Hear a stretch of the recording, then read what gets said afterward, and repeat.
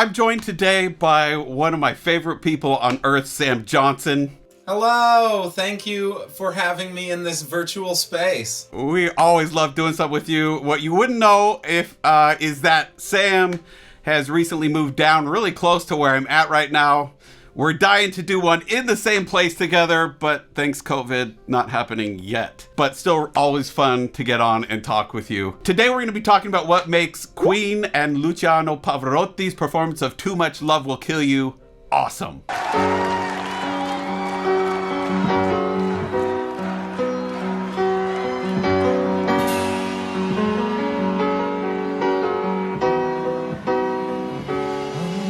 The pieces of the man I used to be. Too many bitter tears. So my first impression is when he first started, there was a lot more breathiness, and then when he went up to the G, it got into this really small kind of shape. Not even shape, feeling. It's this small little feeling, and then it got a lot more metallic in the sound. So we started, it almost sounded uneven for a second, and then he balanced everything out really, really well when he went to the da-da. So say someone has an issue where they feel, I had a student say it this way earlier, they called it slippery, where it feels like it's slippery, like it's unstable, like it's like not moving below them, right?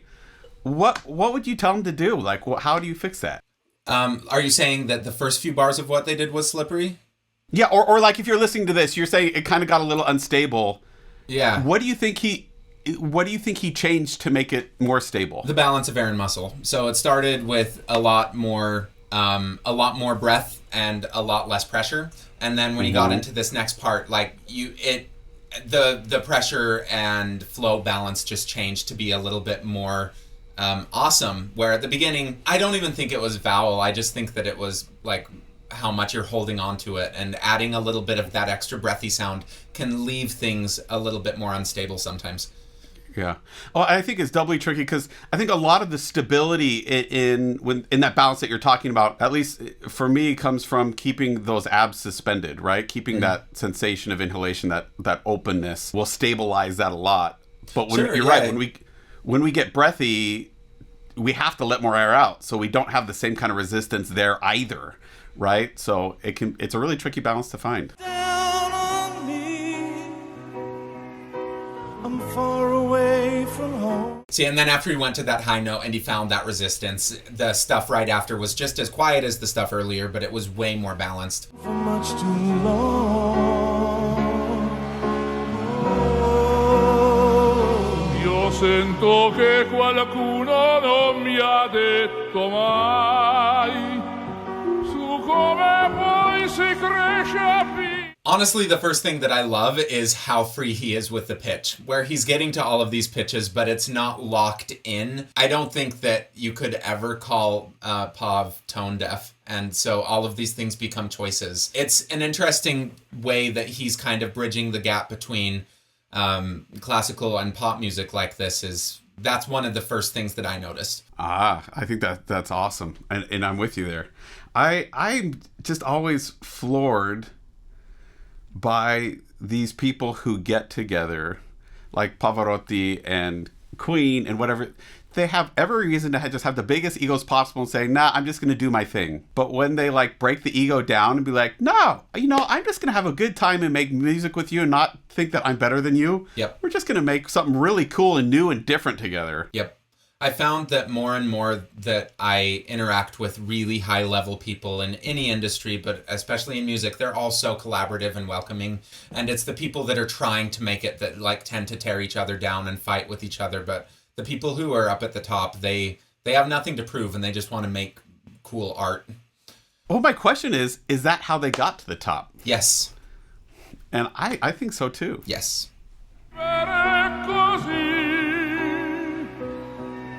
Nella mente mia confusa guardo indietro per capire dove sbagliai.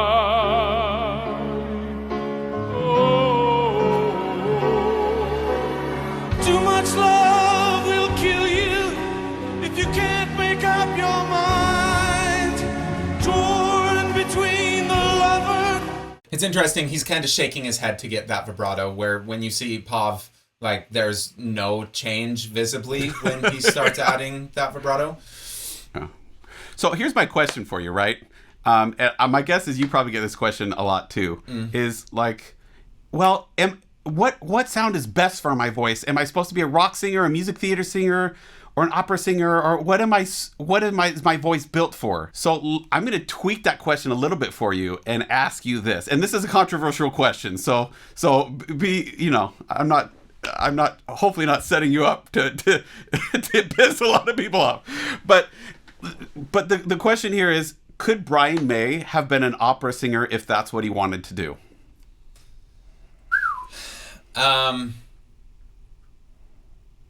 Okay, I'm going to back that up one. Could Freddie Mercury have been an opera singer if that's what he wanted to do? Yes. Freddie, I think, has, one of those special voices that just has that quality. Plus, he's got the volume.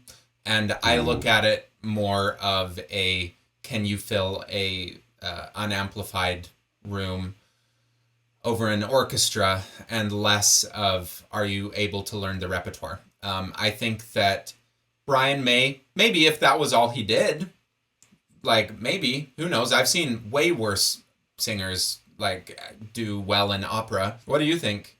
Well, I really am the believer that our voices have a lot more potential, have a lot more variety and possibility than we like to think that they do. Yeah. And I'm really of the belief that, yes, I think the big limiting factor for someone wanting to be an opera singer is, can they sing over an orchestra without a mic and be heard, right? I don't think every voice can do that but as I do easily think as that the more next. voices can than the system gives credit for. I completely agree with that.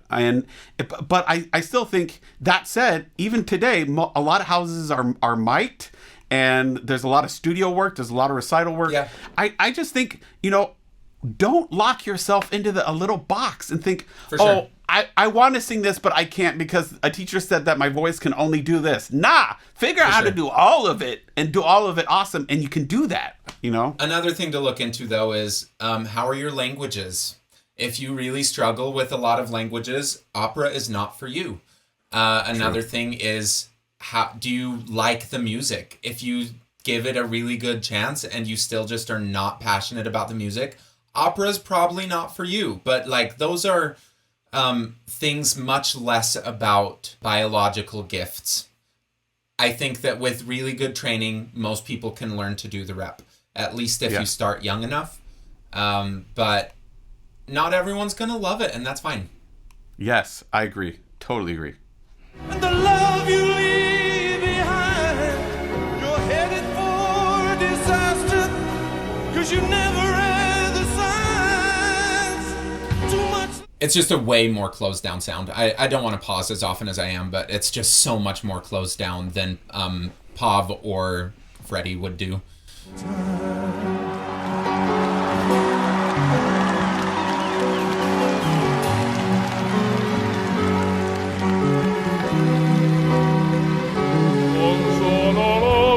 Di quell'uomo che ero io, e sembra che non trovo un'altra via per te. What's turning over? What do you mean? The term turning over. Oh, like when we're talking about register shifts? Yeah. That's a good question. A lot of people use this term and a bunch of other terms to talk about similar things, and so that's what I'm asking. What do you mean by that term? Just because I heard Freddie do, or I heard Brian not do it, and I heard Pav do it on that G. Sure. I'm taking a moment to think, because it's actually really complicated, and I think about it really differently than I think most classical teachers are going to talk to you about, and how I would have taught even 5 years ago. To me, turning over is a difference of placement. So it's a matter of shaping a placement. So what happens instead is, to turn over, the placement pulls back a little bit. And it was described to me this by a really amazing tenor who used to sing at the Met all the time. He said, it feels like you're pulling it back into this dome in the back of your head, right? And he would actually have me do this as I went up to those higher notes. But essentially what that's doing is pulling the placement back and getting this kind of more muted sound. It's not really muted. But volume it's really can hard to definitely describe. play into it. Like if you start singing way too loud up there, it pulls up too much chest, and it's not going to. In my experience, it's something that just happens like passively if everything else is set up well. But I definitely see how when you approach that area, if you have a tendency to get a little too bratty sounding or too loud, that thinking about it in those terms will help it like happen on its own a little bit more. I'm not sure. That's what's so funky is there are so many of these terms that everyone uses a little bit differently, and it's really tricky moving between teachers, I think, thinking about one studio, the language that works well for this studio, this other teacher might not use at all, but will use the same words, but it means a totally different thing. I think it gets really, really confusing. It can be. It really can be. Io che portavo in sole, adesso quel che faccio butto giù.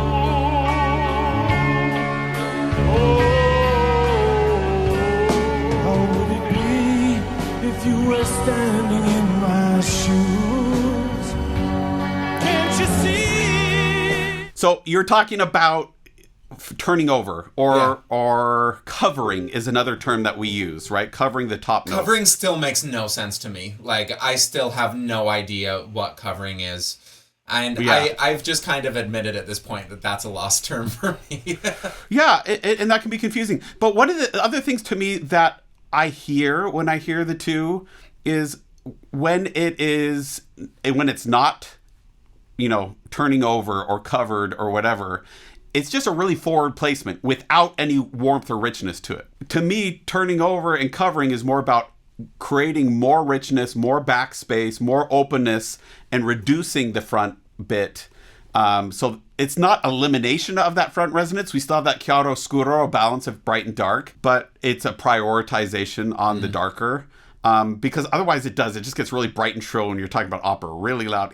But what you'll notice here is if he goes up to a super high note, you're gonna see this whole full tooth thing 50% of the time. With Brian on that very last note that he did where he went up to the A, I heard him turn over. And that's again where it becomes such a thing of perception where I might hear it and Mark might not. And is one of us right? No. Like it's just that's one of the things that I notice in my comments significantly is people arguing that no, this is actually this. And it's like, is it?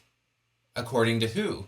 So many of these terms are subjective. And unless we were looking at a spectrograph and an EGG and had all of these very objective data points in front of us and could define what we're looking for as that, it's all just such subjective terms. That said, when he went up to that A, that again, it went back to that balance of air and muscle where it went into that smaller feeling, but it was way better.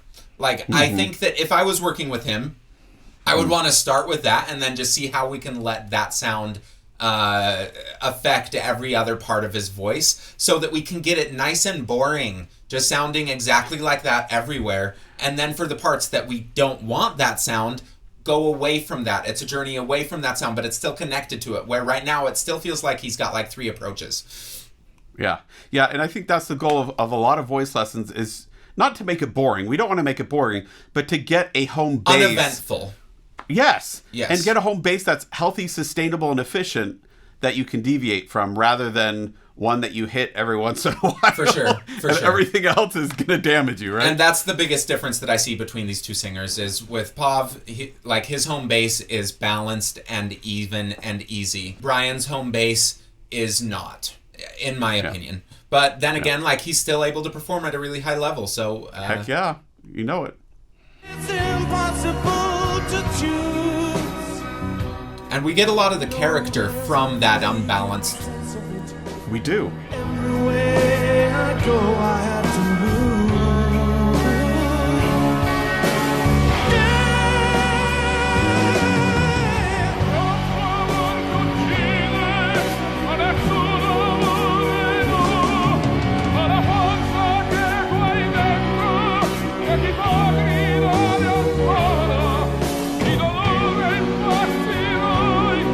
Sei la vittima e lo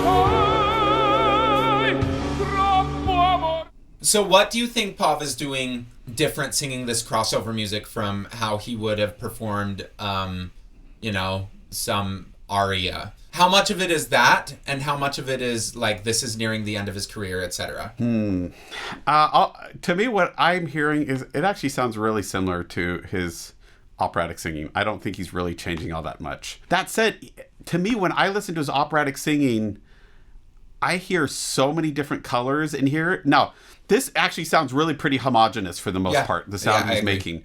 But if you listen to him in an opera, his voice actually has a lot more color and variety to it than what I'm hearing here. He's actually more expressive, and there's more divergence from his home base in opera, I think, than what I'm hearing here. So if there's anything that's different, it's actually that. And which is interesting, because what you were saying before with Brian is that we get a lot of character from the divergence from that balanced place. And that's one of the reasons that I love pop music. And even though I hear it as a voice teacher, I think that might not be the best way to make that sound, or you might hurt yourself. There is a kind of an emotional, expressive quality to it. For sure. So my goal all the time is like, how do I get that level of contrast and that weird balance of consistency and ease with as expressive as possible? And that's the challenge that I see them both trying to fight that battle. Yeah. And I think that's the battle of a real artist is, how to balance those two things. Si lo sa.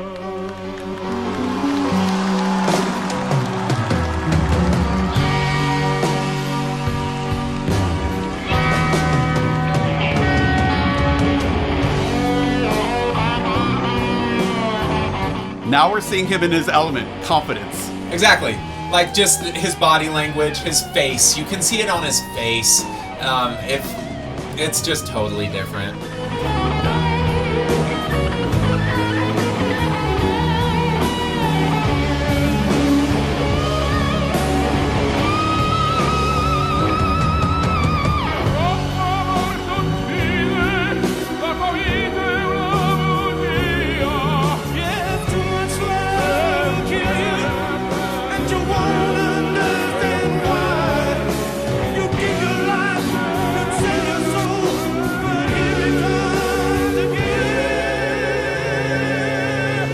What did you think about them singing together, those harmonies? Did they blend amazingly? No, they didn't at all.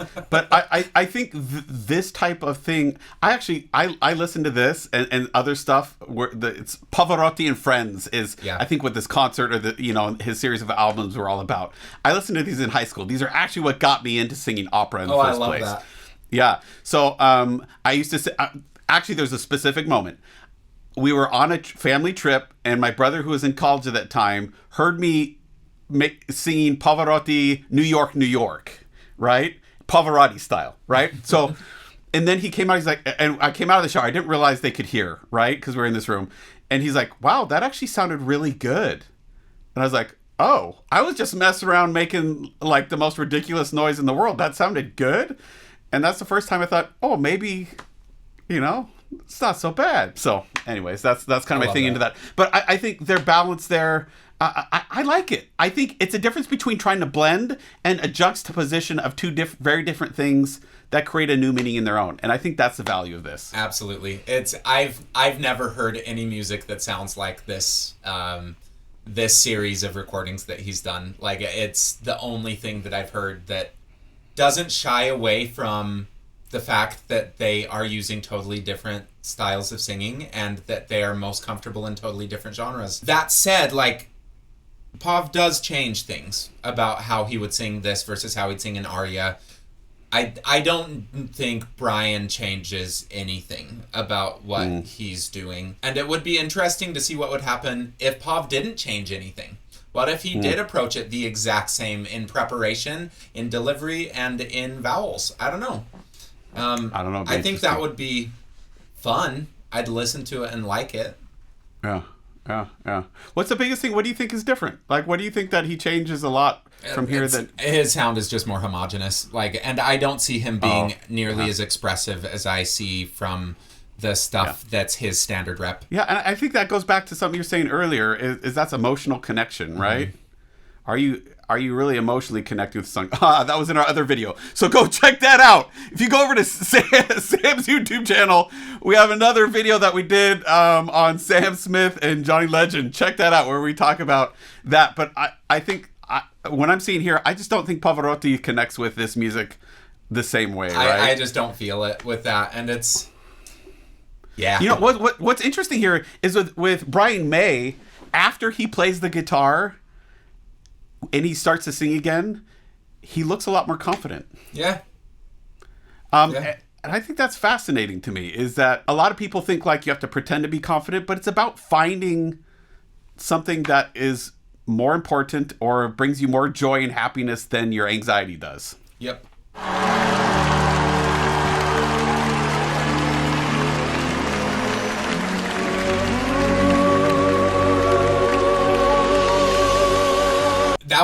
I did really like that with Pav doing the D, and then in falsetto I think Brian was doing a G, and when we heard that, I heard it like fill in something on the overtone series where I thought I was hearing something like up an octave, and it was just because of how those two voices were balanced. That was the first time that they actually blended together and made their voice sound like closer to one instrument rather than two voices doing things in parallel. Yeah, which was interesting because that Pavarotti brought his voice a little bit more aspirate, a little more breathy, a little more rounded, a little softer, less connected, and Brian brought his a little more connected, a little more rounder, a little taller, and so they sort of whoop, right into space, which made a really it almost becomes a point where you can't tell right? if Brian's voice is an overtone, is the quality of Pav, or if they are separate voices. That was really interesting. And I'm actually not sure if I heard that right. Yeah. It would be interesting to go back and listen to it and see. Please don't forget to click like and subscribe. Comment down below with what you thought, what you saw, what you liked or thought was not what you liked, and what you like hearing to, what you connect with, what you want to see. We want to hear what you have to say. Chime in, let your voice be heard. You can find Sam and book a lesson at vocalease.net. You can find me there too, or you can check me out at foundyourvoice.com. Go over and click the link down below. That'll take you over to Sam's channel and see some of our other videos. And Sam, thanks so much for being on here again today with us. And we hope to be able to do something in person soon, right? Oh, crossing my fingers. All right. We'll see you guys next time. Bye.